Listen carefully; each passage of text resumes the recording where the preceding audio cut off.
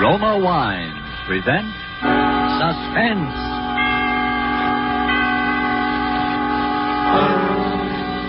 Roma Wines, made in California for enjoyment throughout the world. Salud. Your health, senor. Roma Wines toast the world. The wine for your table is Roma Wine, made in California for enjoyment throughout the world. This is the Man in Black, here to introduce this weekly half hour of Suspense. Tonight from Hollywood, we bring you a star, Mr. Orson Welles. This will be the first of two consecutive performances by Mr. Welles, in which he will appear as the protagonist of Kurt Siodmak's novel, Donovan's Brain. The producer of Suspense and its sponsors, the Roma Wine Company of Fresno, California, feel that this story is so unusual that it merits more than our usual time. So in somewhat of a departure from established radio formulas, we will bring you the story of Donovan's Brain in two parts. Before we take you to the scene of our drama, let's take a little journey of a different kind. We'll let a bottle of Roma wine serve as Aladdin's lamp. I touch the label, and presto, we're all transported to that capital of gaiety, Havana, Cuba. And now we find ourselves in the charming Pan American Club. At a table nearby, an American has just voiced his delight at the uncommon beauty of the scene. And then his Cuban companion responds, "You in America also have much that is uncommon to boast of. Such as this marvelous tasting wine we're enjoying this minute. To enjoy uncommon fine quality, Cuba imports this wine from your own distant California. It is your superb Roma wine. Now just realize what it means when other countries import Roma wines from such great distances. Such international esteem must mean that Roma wines are truly magnificent in quality. And then consider this. You here in America need pay no high import duty, no expensive shipping charges. For these fine Roma wines come from Roma's own wineries in the heart of the rich California wine grape district. Because so many Americans do realize this good fortune, Roma wines are America's largest selling wine. So why deny yourself this taste delight? Try an inexpensive bottle of tangy, appetizing Roma sherry, or the hearty Roma burgundy, or any of the marvelously enjoyable Roma wines. But remember, these days your favorite dealer may be temporarily out of the type you prefer. Then please try again. Ask for R-O-M-A, Roma wine, made in California for enjoyment throughout the world. And now with part one of Donovan's Brain, and with the performance of Orson Welles as Dr. Patrick Corey, we again hope to keep you in suspense.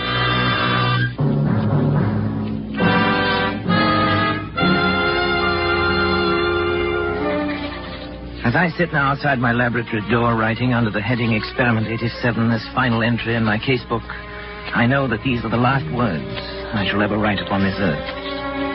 I neither ask nor expect forgiveness now or hereafter. But for those who seek some explanation, I refer them simply to this casebook. Let them read it carefully from its first entry on that ill-starred day of July the 13th.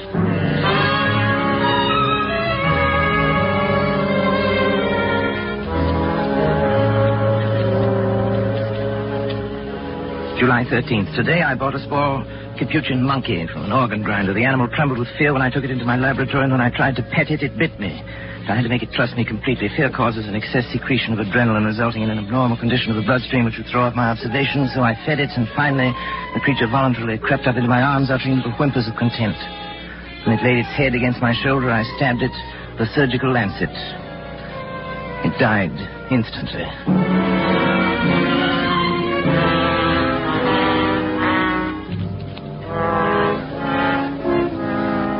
Well, David, what do you think of it? Well, it's pretty amazing, all right. See what I've done, don't you?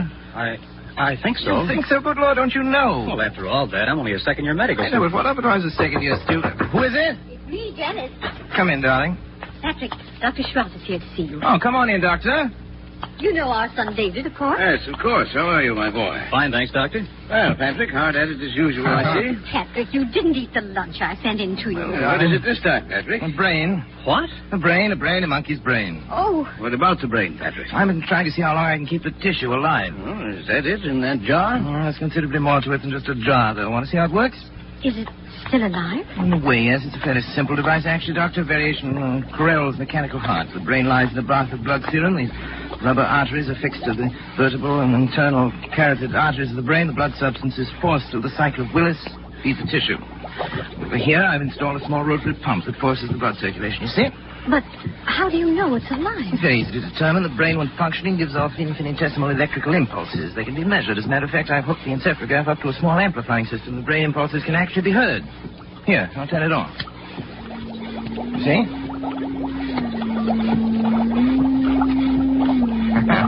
Quite effective, isn't it? Yes, it's effective. And it's wrong, Patrick.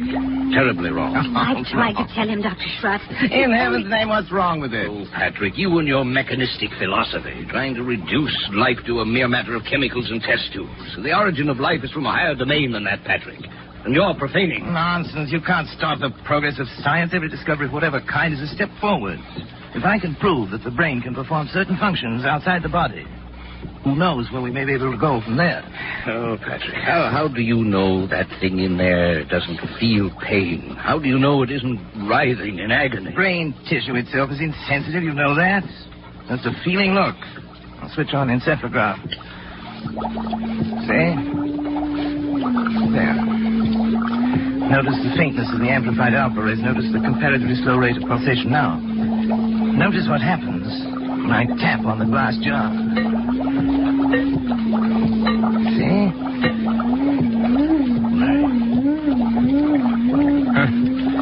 It feels. It thinks. I wouldn't go so far as to say that, but it certainly shows marked reaction to an external stimulus. I wouldn't have believed it possible. The trouble with you, Trot, is that you don't really believe in science. Have it your own way, Patrick. That's when you can manufacture love and sympathy and kindness in a test tube. I'll be back. You leading, old boy? Yes. Patrick. Do me a favor, Patrick. Shut off the pump and let that poor thing in there die. Let it die? Huh. If it were within my power to grant that, little brain would live forever.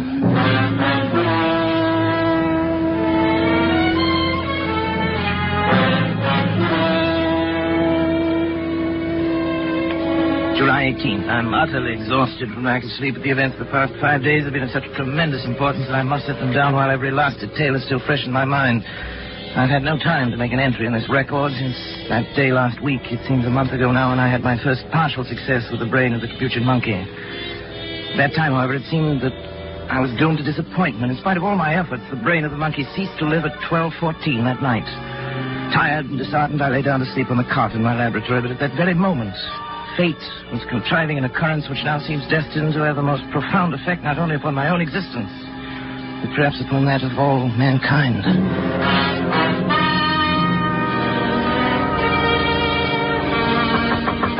Hello?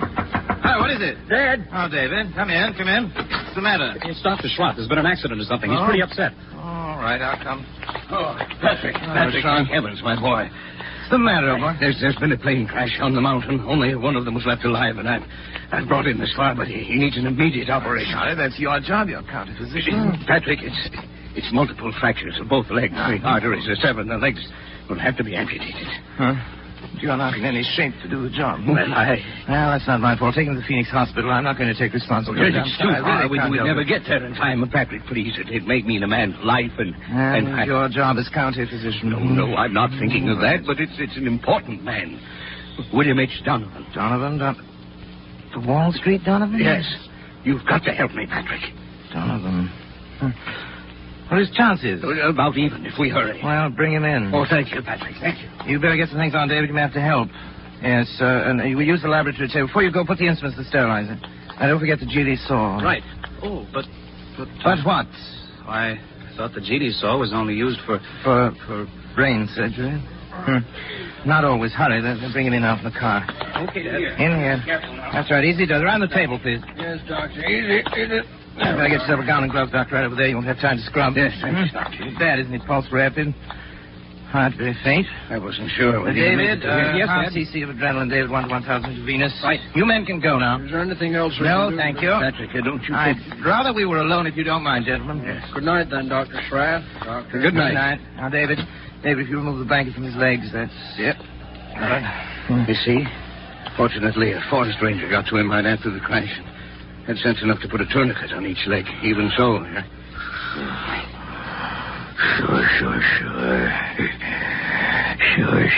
Sure. We'll get it. Sure. Saying something like, sure.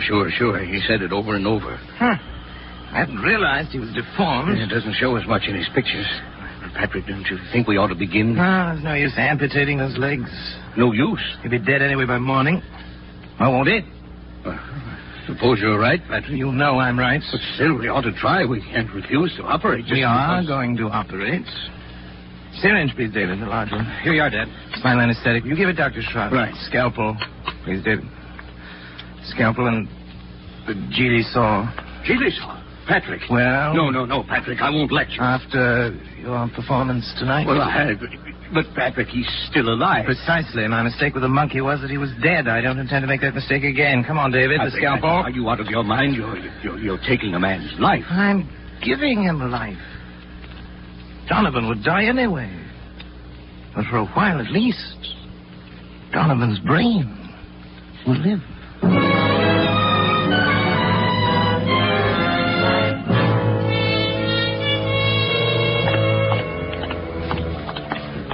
We'd better hurry. They'll be coming for the body pretty soon. You can go now, David. I think I will, then. You understand, of course? Yes, I understand. Not a word to your mother or to anyone. I understand. Did you put something in the skull cavity so the eyes won't fall? I filled it with cotton, bandaged the whole cranium. It looked like any head injury.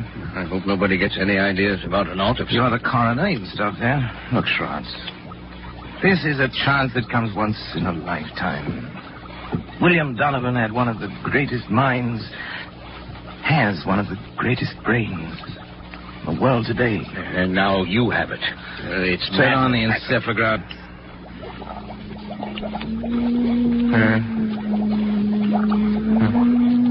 Simple Simple ways, of course. No different from the monkeys. You can't take a human brain out of its body and expect it to function. I suppose not, but... Schwartz, did it ever occur to you that the brain might simply be asleep? Sleep? Certainly. An operation like that is a severe shock. Tap on the glass.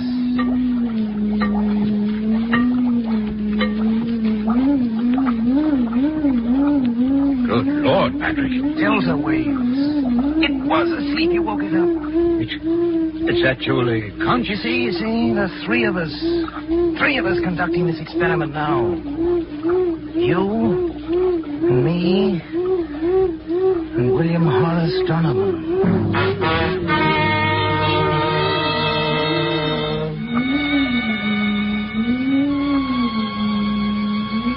July 25th, I moved my bed into the laboratory, but I've scarcely slept in 6 days. There's no longer any doubt that the brain responds like a sensitive seismograph to vibrations near it, including the sound of my voice. Yet I found no method of communication with it. I've devised a simplified Morse code consisting of taps on the glass container, together with voice vibrations.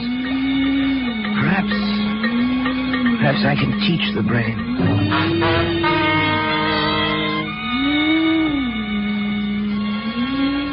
July 30th, Schwartz has come to stay with me, half out of a feeling that he shares with me a common guilt, half out of scientific curiosity. I've scarcely seen him, and both David and Janice have been avoiding me, not that I really care. They've been tapping out my code on the side of the brain's container endlessly, day and night, over and over, 1,000 times, so that a baby could learn it, if the brain can learn. I sleep only when the brain itself falls into exhausted slumber. When it wakes again, I resume my tapping.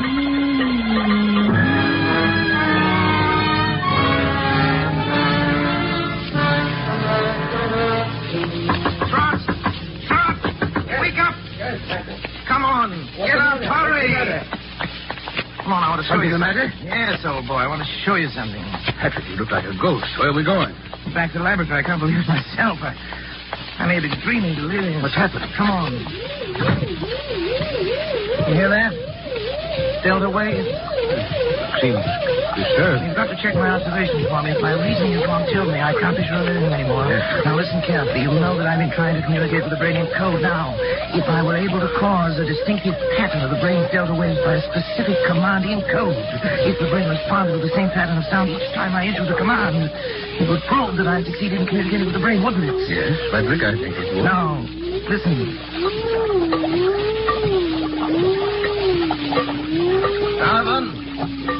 Donovan, if you understand, think 3 times of the word talk. 3 times. Talk. Talk. Talk.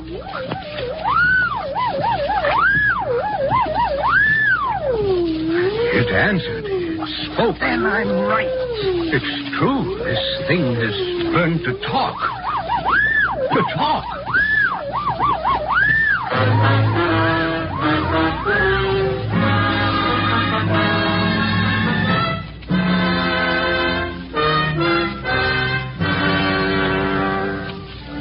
July 31st. Charlotte's romanticizing, of course. The delta pattern is so infinitely complex that it would be utterly impossible ever to break it down into specific words, yet that it understands me, that it's trying to communicate with me, is certain. Schrott suggests mental telepathy, that I try to make my mind a blank, as the mediums call it, while at the same time increasing the energy content of the plasma that feeds the brain in the hope of stepping up the brain's electrical potential as one would step up the power of a radio station. Naturally, telepathy is nonsense, but the feeding theory intrigues me. I shall try it.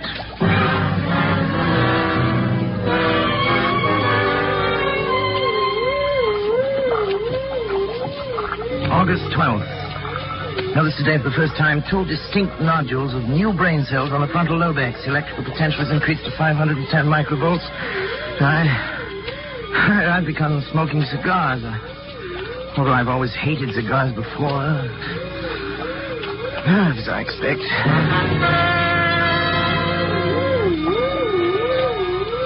August 22nd, nodules still growing. Electrical potential 1450. There's no observable results. Late, they felt a compelling urge to know more of Donovan's life and have collected every available scrap of information about him. A strange man he was. Strange, ruthless, actually evil in many ways, but nonetheless an extraordinarily brilliant mind.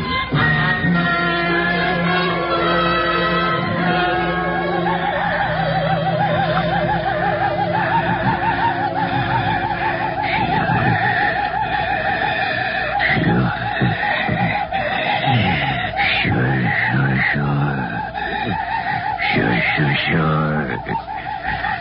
It will be the test. You agree? Of course. Sure. Patrick, wake up! Patrick! What is it? What happened here? I thought I had to wake you up, Patrick. You were moaning in your sleep, talking. Talking? What did I say? I'm not sure, but your voice was so strange that... Janice, what's the matter? Nothing. I was dreaming, that's all. Janice woke me up. Patrick, let me see your hand. No, the other one. Well, what about it?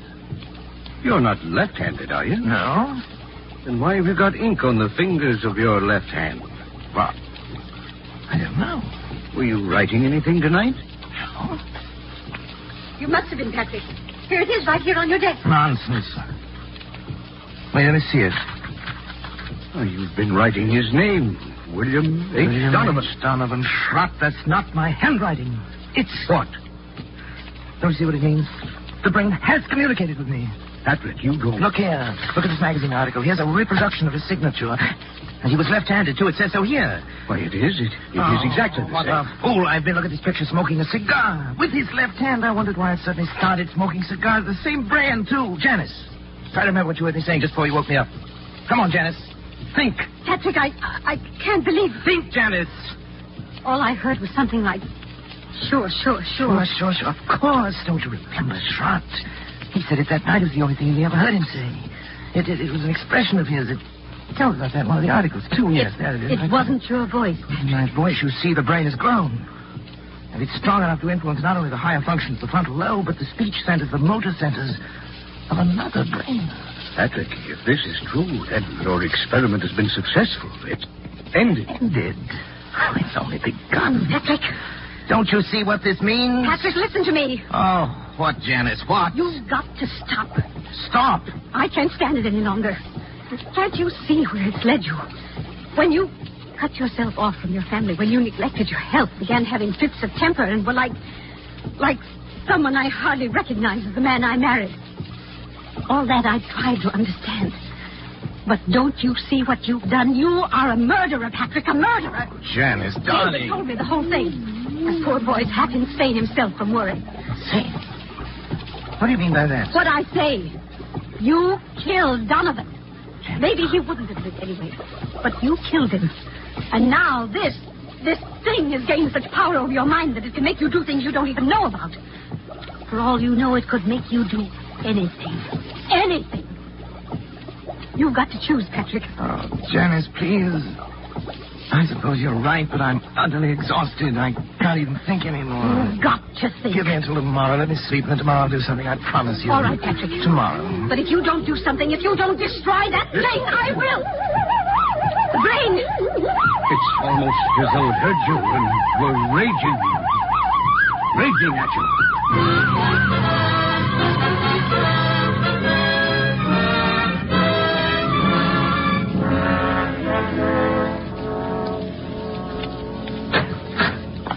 This way, please, Dr. Come on, Moore. darling. But, Patrick, why are we going in here? A psychiatric clinic? I told you I'd do something, Janice. I've got an idea. You mean you're having yourself psychoanalyzed? Well, Something like that? something like that. I'll tell you about it later. First, I want you to talk to this man alone. Dr. Zanger, this is Dr. Corey. Oh, how do you do, Dr. Corey? How do you I've heard do, something Dr. of Zanger? your work. Oh, yes. And this is Mrs. Corey. Of course, excuse me. I'm happy to meet you, Mrs. Corey. Thank you, Doctor. Won't you come into my office? I will certainly. Janice, would you mind waiting in the reception room? I'll be out in just a moment. Thank you. Why, certainly, dear. In here, please, Doctor. Very well. Well, Doctor, she seems quite normal. I'd expected from what you told me on the telephone. That... I know. I can assure you, I hate to tell you this, but, Doctor, she's quite insane. I see. Yes, paranoia. She's always been, jealous of my work. And, well, last little while she's got a delusion that she thinks I've made some kind of a monster up in my laboratory that controls my mind and then controls my actions.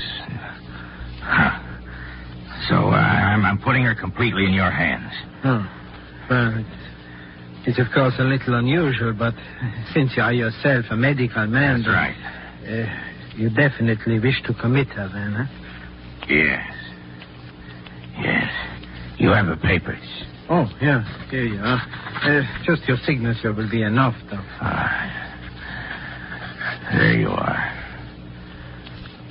You let me know about everything, won't you? Oh, naturally, Doctor. We keep you informed.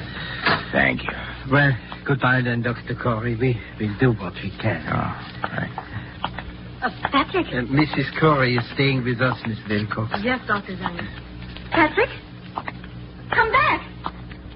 Patrick! Oh, it's all right, Mrs. Corey. Just come with me, please. Patrick! No. Where are you going? Let me go! Let me go! Well, Dr. Corey? Yes? Oh, about the bill, how do you wish it to be handled? The bill? The bill? Sure. I'll take care of it by the week. The checks will be signed William H. Donovan. Sure.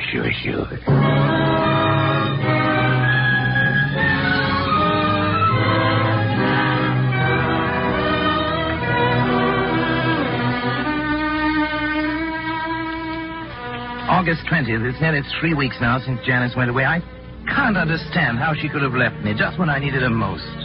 When I try to question Schrod or David about it, they only look at me strangely and change the subject. Clearly, they too now are in on the conspiracy. Sometimes it seems the only person I can trust is Donovan. The brain communicates with me more freely now each day. I know it has some great plan in mind for me, for both of us. I'm waiting, patiently waiting.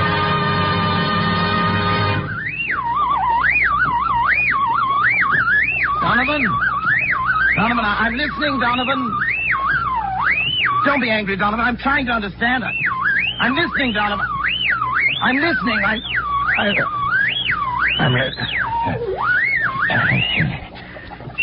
Sure.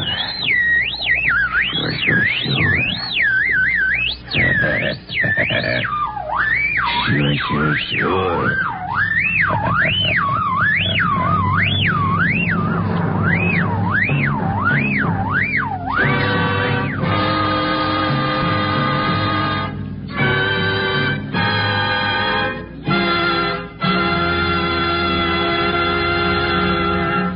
And so closes Donovan's Brain, Part 1, the first of 2 half-hour presentations of Kurt Siodmak's story, presenting Orson Welles as star of Suspense. Suspense is produced and directed by William Spear. We sincerely hope you enjoyed the performance of Orson Welles and that of the whole cast tonight in our Roma suspense play.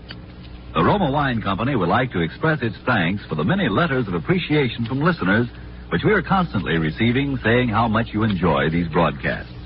And here's a thought. To discover the enjoyment these suspense programs offer, you first had to sample one. And so you must first sample one of the many delicious Roma wines to discover for yourself their wonderful taste and quality, the excellence that makes Roma America's largest selling wines. You'll discover, as have other millions before you, that Roma wines are super quality, are super tasting, and are super easy on your pocketbook, too, costing only pennies a glass. Be sure you get R-O-M-A, Roma wines, made in California for enjoyment throughout the world. The greatest and most profitable investment you can make in your country's future is to buy war bonds. Suspense. Presented by Roma Wines, R-O-M-A, made in California for enjoyment throughout the world.